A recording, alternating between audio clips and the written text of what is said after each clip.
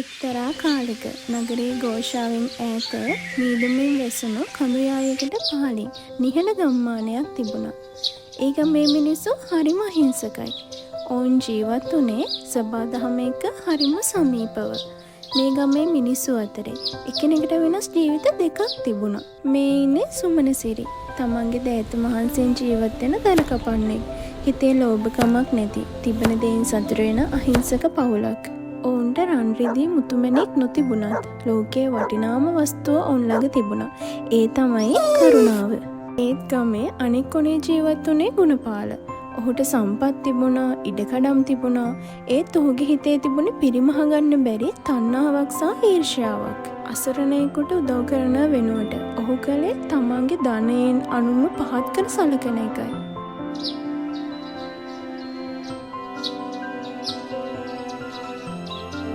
මහන්සිවේ දර කරත්තයක් ඇදගෙන එන සුමනසිරි ඉදිරියට ගොන් කරත්තයකින් මහත ගුණපාල පැමිණේ. සුමනසිරි තාමත් ඔය දර කරත්තේ ඇදගෙන හති දානව නේද? ඈබන් උඹට ඕක විකුණලා අද වේල පිරිමා ගන්න පුළුවන් වෙයිද? මොනව කරන්නද ගුණපාල අයියේ? අපේ හයිය මේ අත් දෙක විතරයිනේ. මහන්සි වුණොත් තමයි බඩට මොනව හරි වැටෙන්නේ. බලපන් මේ ෂර්ට් එකේ ලස්සන. මේව කොළඹින් ගෙන්නපු රෙදි. උඹට නම් ඉතින් මේව හීන තමයි.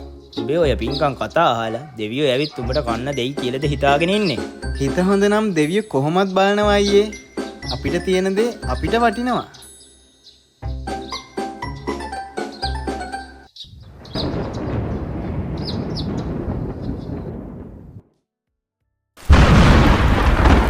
මේ සුමනසිරි හිතවද කරගන්න එපා. අද වැස්ස නිසා කුලියක් ලැබුණ නැති වුණාට හෙට දෙවියෝ අපිට මගක් පෙන්වයි. අපිට තියෙන මේ බත් ටික අපි සතුටින් බෙදාගෙන කමු. බඩගින්නට වඩා අපිට හිතේ සතුටයි වටින්නේ.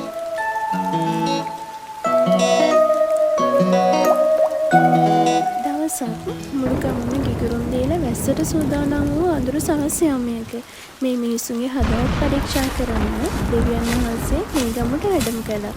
එදා රාත්‍රියේ සිද්ධ වුණු ඒ අසිරිමත් සිදුවීම මුළු ගමේ මිරණම වෙනස් කළේ කොහොමද? අපි දැන් ඒ කතාව බලමු. මහත්මයා කවුද යකෝ මේ රැතිස්ස දොරට තට්ටු කරන්නේ? ඵලයන් යන්න. මහත්මයා බඩගිනි වැස්සට තෙමිල වෙවුලනවා. පොඩි ඉදක් දෙනවද වැස්ස ඉවර වෙනකම් ඉන්න? මොකක් කණ්ඩ දෙන්න? මේ බලන්න මිනිස්සුયો. මේක දන්සලක් නෙවෙයි. තමුසේගේ ඔය කිලුටු ඇඳුම් මෙහෙ ගෑවුනොත් අපිටත් ලෙඩ හැදේ. ගුණපාල ඔය මිනිස්සුયો මෙතනින් එලවන්න.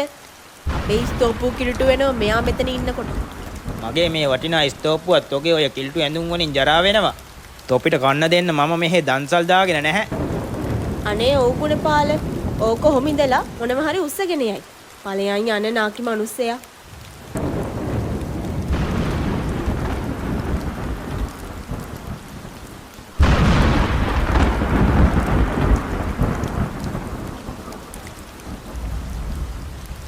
යාචකයා සුමනසිරිගේ කුඩා පැල්පතටද පැමිණේ. මහත්මයා දරුවෝ මට හරිම බඩගිනි. වැස්සට තෙමිලා වෙවුලනවා. පොඩි ඉඩක් දෙනවද වැස්ස ඉවර වෙනකම් ඉන්න? අනේ පව්. එන්න තාත්තේ ඇතුළට මේ තෙමිලි ඉන්න විදිය බලන්නකෝ. සුමනසිරි මේ තාත්තට ඇඳගන්න මොනා හරි දෙන්න. තාත්තේ මගේ පත්තින් ගන්න මේ සීයට දෙන්න. මට වැඩිය බඩගිනි නැහැ. එපා පුතේ. මගේ පංගුව දෙන්නම්. කුසුම් තියෙන හැටියට මොන හරි උණුසුම්ව පිළියෙල කරලා ගන්න. මේ වගේ මිනිස්සෙක්ව ආපහු හරවල යවන්න අපිට හිත දෙන්නේ නැහැ. නුඹලාට තියෙන්නේ බොහොම ටිකයි. ඒත් නුඹලාගේ හදවත් මාලිගා වගේ විශාලයි දරුවනේ. එදා ඒ කළුවර රාත්‍රියේ අහස ගොරවල වැස්ස වහින්න පටන් ගත්තේ නිකම්ම නෙවෙයි. ඒ හදවත් දෙකේ සැබෑ රත්තරන් හදවත මොකක්ද කියලා ලෝකෙටම පෙන්වන්නයි වැස්ස ආවේ. ඉතින් දෛවයේ ඒ අමුත්තව මුලින්ම ගෙනාවේ ගුණපාලගේ දොරකඩට. පසුදා උදෑසන යාචකයා දීප්තිමත් දෙවියෙක් බවට පත් වුණා.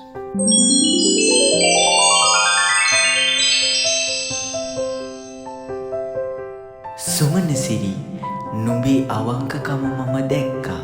කුසුම් නුඹේ කරුණාවට සීමාවක් නැහැ. සමන් දරුවා සතුන්ටත් මිනිස්සුන්ටත් ආදරය කරන නුඹ තමයි මේ ලෝකේ වටිනාම වස්තුව. අනේ දෙවියනේ අපි කළේ මනුස්සකමට කළ යුතු දේ විතරයි.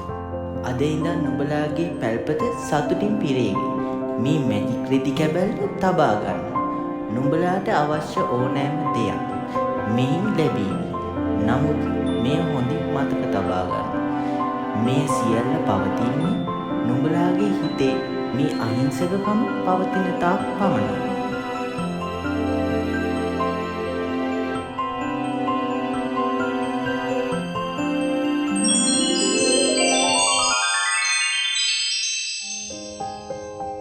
පවුලේ අය මැජික් රෙද්ද ඉදිරිපිට දනගසාගෙන සිටි. ඔවුන්ට ඕනෑම දෙයක් ඉල්ලීමට අවස්ථාව ලබා දී දෙවියන් වහන්සේ නික්ම ගියා. තාත්තේ බින්දුට බඩ පිරෙන්න කන්න දෙන්න පුළුවන්ද? බලන්න එයා දිහා. එයා ගොඩක් බඩගින්නේ. පුතේ මුලින්ම අපි මේ රෙද්දෙන් ගමේ හැමෝටම කන්න දෙන්න පුළුවන් විදියට සහල් සහ ධාන්‍ය ඉල්ලමු. අපිට විතරක් කාලා මදිනේ. අනේ රෙදි කැබැල්ලේ අපේ ගමේ ගොඩක් දරුවෝ පරණ ඉරුණු රෙදි අඳින්නේ. ඒ හැමෝටම අඳින්න අලුත් වටිනා ඇඳුම් ටිකක් දෙන්න.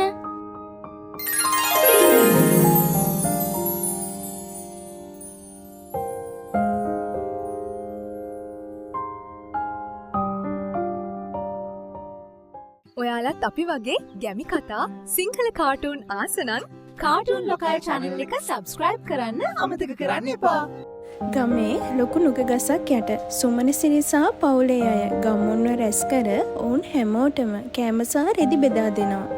පින්වන්ත දෙවියෝ අපිට ආශිර්වාද කළා. මේවා අපේ නෙවෙයි. මේවා ඔයාලා හැමෝටම ලැබුණු දේවල්. එන්න හැමෝම Tamanට අවශ්‍ය දේවල් අරගන්න. අනේ පුතේ සුමන සිරි උඹල වගේ ගුණවත් මිනිස්සුන්ටමයි දෙවියෝ සලකන්නේ. අපේ වහලේ තෙමෙනව පුතේ. වහලට තාන්න පිදුරු ටිකක් හොයාගන්න විදිහක් නැතුව හිටියේ. අම්මේ බය වෙන්න එපා. කුසුම් මේ රෙද්දෙන් අම්මගේ වහලට අවශ්‍ය පිදුරු සහ ලී ඉල්ලන්න. පොඩ්ඩක් ඉන්න අම්මේ. අනේ රෙදි කැබැල්ලේ අපේ ගමේ තෙමෙන හැම වහලකටම අලුත් පිදුරු සහ ලී ලබා දෙන්න.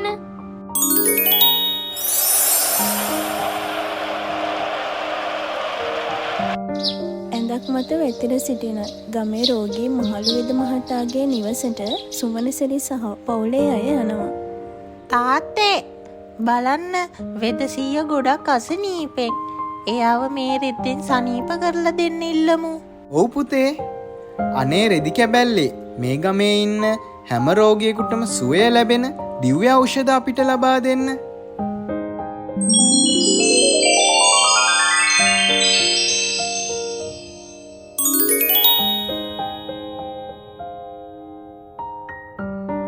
පොතේ සුමනසිරි වදලැපුණු මේ සම්බත උඹේ සැපයට විතරක් ගත්තේ නෑ. උඹේ මේ පිරිසුදු හිත නිසා මේ ආශ්චර්ය සතහටම පවතී. සැබෑ ධනය මනින්නේ රන්රිදි වලින් නෙවෙයි. හිතේ තියෙන පරාර්ථකාමීත්වයෙන් කියලා මේ අහිංසක පවුල මුළු ලෝකෙටම ඔප්පු කළා. බලන්න කළුවර රාත්‍රියේ ගෙවිල ගිහින් උදවුණු මේ රන්වන් උදෑසන ඔවුන්ගේ ජීවිත විතරක් නෙමෙයි මුළු ගමම ආලෝකමත් කරන්න පටන් ගත්තා. මේ මැජික් රෙදි කැබැල්ල ඔවුන්ට ලැබුණේ තනියම සැප විඳින්න නෙමෙයි. Tamanට ලැබුණු දෙයින් අනුන්ගේ කඳට පිසදාන්නයි. හැබැයි මේ වාසනාව දෙස ඉරිසියාවෙන් බලන් ඉන්න කෙනෙක් තාමත් මේ ගමේ ඉන්නවා. සැබෑ ආශ්චර්යය පවතින්නේ හිතේ පිරිසිදුකම් මත විතරයි කියලා ගුණපාල වටහා ගනීද? ගුණපාල අර බලන්නකෝ අර හිඟන සුමන සිරිගේ ගෙදර අද රජපොජු. කොහෙන්ද ඒවට සල්ලි? අර රෙදි කෑල්ලෙන් නේද මේව මවන්නේ? අනේ ගුණපාල මටත් ඕන ඔය රෙදි කෑල්ල. මට ඒකෙන් පාට සාරි මිටි ගණන් මවා ගන්න පුළුවන් නම් ද රෑම ඕක හොරකම් කරන්න ඕන. ගුණපාල තම උජාරු ෂර්ට් එක ඇඳගෙන කරත්තෙන් බැස කේන්තියේ පැමිණේ. නවත්තපියෝ මේක කොහෙන්ද සුමනසිරි තොට මේවා? තෝ මේව කොහෙන් හරි හොරකම් කළා නේද? තොගේ ඔය වැරහැලි රෙදි කෑල්ලෙන් කොහොමද මෙච්චර දේවල් එන්නේ කියාපිය මට. අයියේ මේක දෙවිය දුන්න දෙයක්. මේකෙන් ලැබෙන්නේ ඕන කෙනෙකුට උදව් කරන්න විතරයි. ඕන නම් අයියටත් කෑම ටිකක් දෙන්නම්. මට තොගේ හිඟන කෑම වැඩක් නැහැ බොල. ඔය රෙද්ද මට දීපිය. මම තමයි මේ ගමේ ඉන්න ලොකුම මිනිහා. ඔය වගේ වටින දෙයක් තියෙන්න ඕනේ මගේ මාලිගාවේ. තොගේ ඔය මැටි පැල්පතේ නෙවෙයි. ඔව් ඕක අපිට අයිති වෙන්න ඕන එක. අපි ඕක බලෙන් හරි අයිති කරගන්නවා. බලන් ඉඳපන්.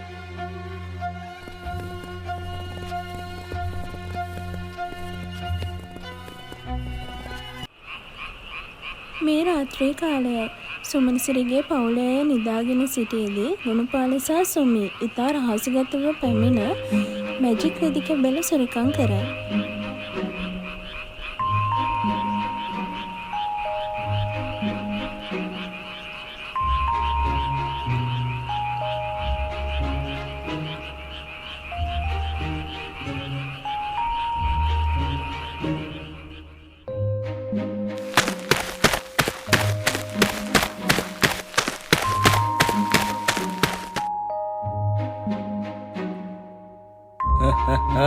සොමී අද ඉඳන් අපි තමයි ලෝකෙම ඉන්න පෝසත්ම මිනිස්සු. බලපන් මේ රෙදි කෑල්ලෙන් මම ගන්න වැඩේ. ඉක්මනට ඉල්ලන්න ගුණපාල. මට රත්තරන් මාලත් ඕන. අත පිරෙන්න වලලුත් ඕන. මේ මුළු කාමරේම පිරෙන්න මැණික් මලුත් ඕන. එම්බා මැජික් රෙද්ද මට දැම්ම රත්තරන් කාසි මලු 10ක් දීපිය. මැණික් මලු 10කුත් දීපිය. මගේ මේ වලව් රත්තරන් වලින් වහලා දාපිය.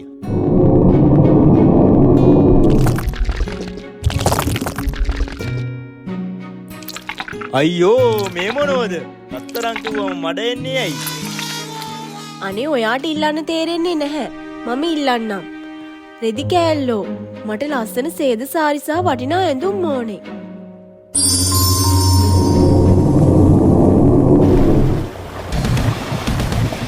එපා නවත්තපන්. මම ඉල්ලුවේ රත්තරන්. ඇයි මට මේ කුණුපත් වලින් ගහන්නේ? අනේ ගුණපාල මේ බලන්න. මේ ගේ ඇතුලට වතුර රැලක් පැනලා. බුදු අම්මෝ මගේ මූණ. මගේ වටිනා සාරිය. ගුණපාල මොනවද මේ කරන්නේ? රත්තරන් නෙවෙයිනේ මේ. මඩනේ වැටෙන්නේ. අයියෝ මගේ ඔළුවේ වතුරේ. බුදු අම්මෝ දුවන්න ගුණපාල දුවන්න. මේක මැජික් රෙද්දක් නෙවෙයි. මේක යක්ෂ රෙද්දක්. අම්බෝ බුදු සුමන්ති මල්ලියේ මට සමාවේ යන්න. මම මේක හොරකම් කළා. මට ඕන උනේ උඹට වඩා පෝසත් වෙන්න. ඒත් මේකෙන් මට ලැබෙන කුණු මඩ විතරයි.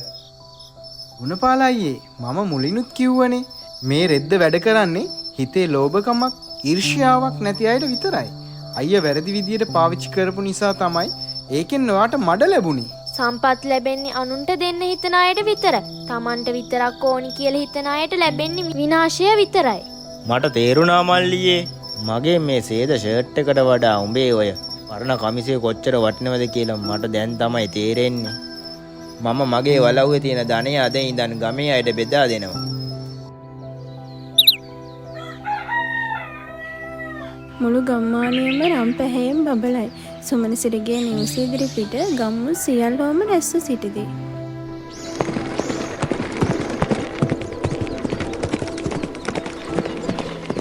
සුමනසිරි මල්ලියේ මම මගේ මෝඩකමට රැස් කරගත්ත හැම සම්පතක්ම අද ඉඳන් ගමේ පොදු වැඩවලට දෙනවා. මට මේ සේද ෂර්ට් එකට වඩා දැන් මගේ හිතට දැනෙන සැහැල්ලුව වටිනවා. අක්කේ කුසුම් මට සමා වෙන්න. මං හිතුවේ සල්ලි තිබුණොත් ලෝකෙම අපේ කියලා. ඒත් නියම සතුට තියෙන්නේ බෙදා ගැනීම ඇතුලේ කියලා අදයි තේරුනේ. අයියේ අපි හැමෝම මිනිස්සයෝ. වැරදි වෙනවා. ඒ වැරදි හදාගෙන එකට ජීවත් වෙන එක තමයි දෙවියෝ අපෙන් බලාපොරොත්තු වෙන්නේ. හදිසියෙම අහස පුරා දීප්තිමත් රන්වන් ආලෝකයක් විහිදේ. සියලු දෙනා අහස දෙස බලති. මහලු යාචකයා ලෙස සිටි දෙවියන් වහන්සේ අහසේ මහා ප්‍රතාපවත් රූපයකින් දර්ශනය වේ. පින්වත් දරුවනේ මම දුන්නු මැජික් රෙදි කැබැල්ලේ සැබෑ ආශ්චර්යයක් නෙවෙයි. නුඹලාගේ හදවත් තුල තිබුණු කරුණාව සහ ගුණපාලගේ හිතේ ඇති වූ පසුතැවීමයි නියම ආශ්චර්යය. දෙවියන් වහන්සේ දැන් අපිට මේ මැජික් රෙද්ද ඕන වෙන්නේ නැද්ද? නැහැ පුතේ. මම දුන්නු සම්පත් වලින් නුඹලා ගම දියුණු කළා. දැන් නුඹලාට සත්‍යය තිබෙනවා තමන්ගේ දෑතින් වැඩ කරලා සතුටින් ඉන්න. මේ රෙදි කැබැල්ල මම ආපසු රැගෙන යනවා.